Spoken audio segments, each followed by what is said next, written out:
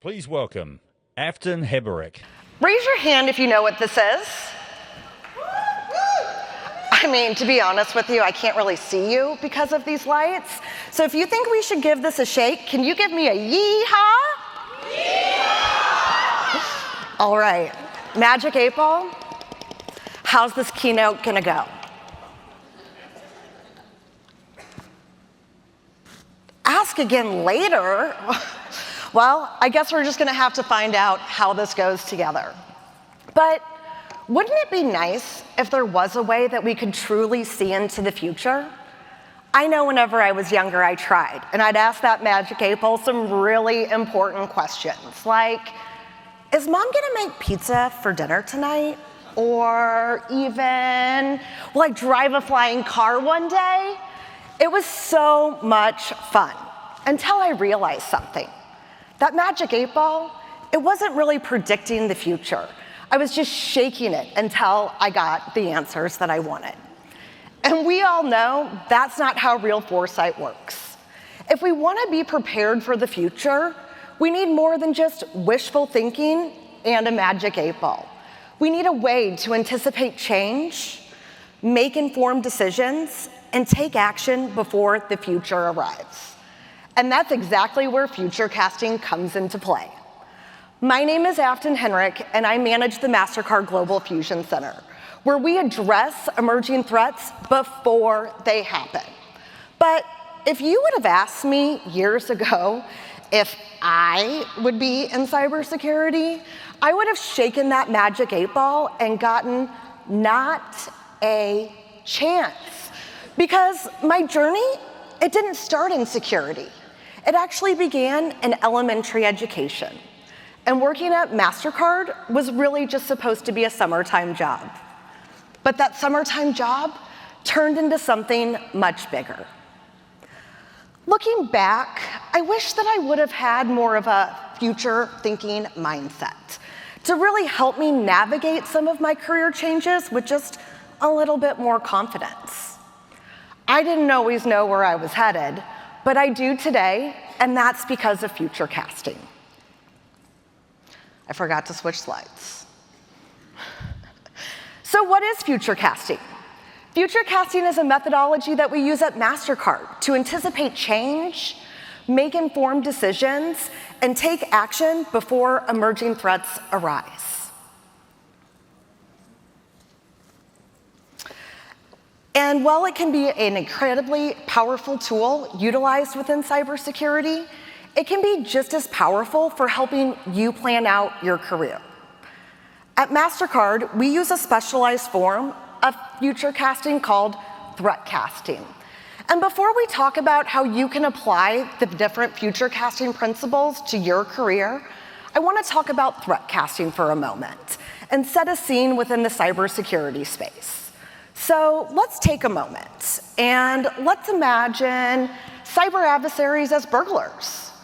They don't just break in randomly, do they?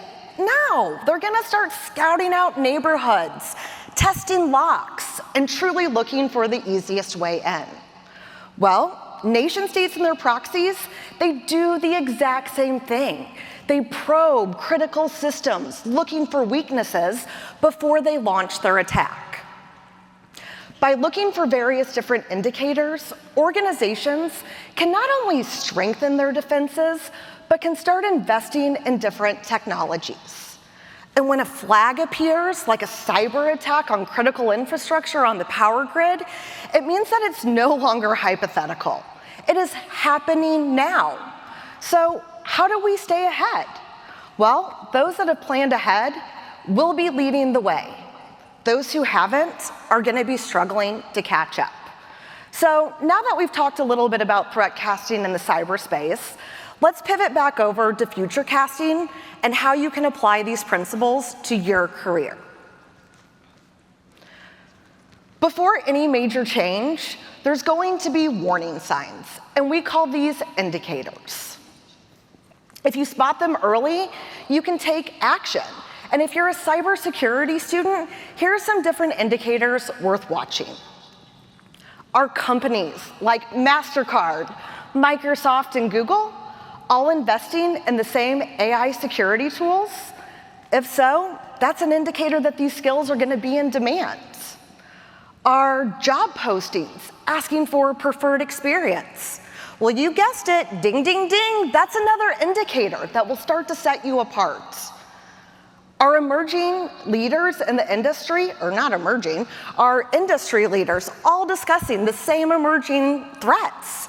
If so, it's worth paying attention to. Now, these indicators, they're not always just warning signs. They can be opportunities. And if you start building new skills and developing different connections, I promise you it will set you up for success. Well, indicators is step one. The real power comes into play whenever you take action. And here's a few ways that I suggest that you get started. If you're a cybersecurity student, start building new skills by getting different certifications or taking training in AI security or quantum computing. You could even start gaining new experience by applying for internships or joining research projects at your local universities. Do exactly what you ladies are doing today. Continue to attend conferences like WiCyS and make sure that you're connecting with the industry professionals that you meet with online. So we've discussed indicators, we've discussed action, but now what? Some changes are going to happen gradually, while others, they're going to accelerate overnight. So what do? We watch for flags, which are clear signals that the industry is actively changing. And again, if you're a cybersecurity student, here's some flags worth watching. Are different organizations starting to invest in AI security defense tools? If so, this means that it's becoming an industry standard. Are job postings, instead of having preferred experience, now saying required? That means that these skills are no longer optional. Are industry leaders not just talking about emerging threats, but are they actively investing in it? If so, it's time for you to act. By recognizing indicators, taking action, and watching for flags, we move from being reactive to proactive. And the best part, Futurecasting is not going to lock you into a singular path. It's going to empower you to take action, to stay flexible, and to truly take control. I kind of like to think of it as having a smarter, more reliable magic 8-ball. One that's not just going to predict the future, but one that's going to help me actually create it. And to be honest, if there's one thing that I've learned, the future is not going to wait for you to be ready. I used to think I needed to have all of the answers before making a single decision. But the truth is, no one does. So whether you're starting out, shifting careers, or leading innovation teams, Futurecasting gives you the tools to shape what's next. Hopefully I've inspired a few of you, or if you have any interest about learning more about how Mastercard is preparing for the future, I encourage you to pull out your phones and take a moment to scan the QR code. But did you guys really think I was going to wrap up without consulting this magic 8-ball one last time? Should we give it a shake? I like that. Yeehaw! Magic 8-ball, how did this keynote go? Priceless! I mean, woo! Speaking in front of you today has truly been a priceless experience. If you've attended a WiCyS conference in the past, you know that Mastercard is notorious for handing out priceless surprises. So if you stopped by our booth yesterday, you might have gotten entered in to win a priceless surprise. And so either go ahead and stand up. I don't know if we'll be able to see you. Or if you want to come by our table right here, table number 9, visit my ladies, or stop by the career booth once I call your name. Come grab your priceless surprise.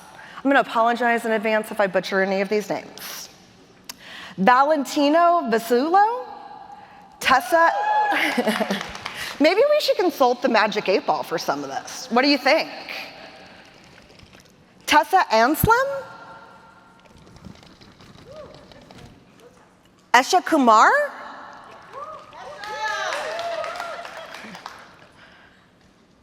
Sadie Sawyer? And last but not least, Elsa Ramon.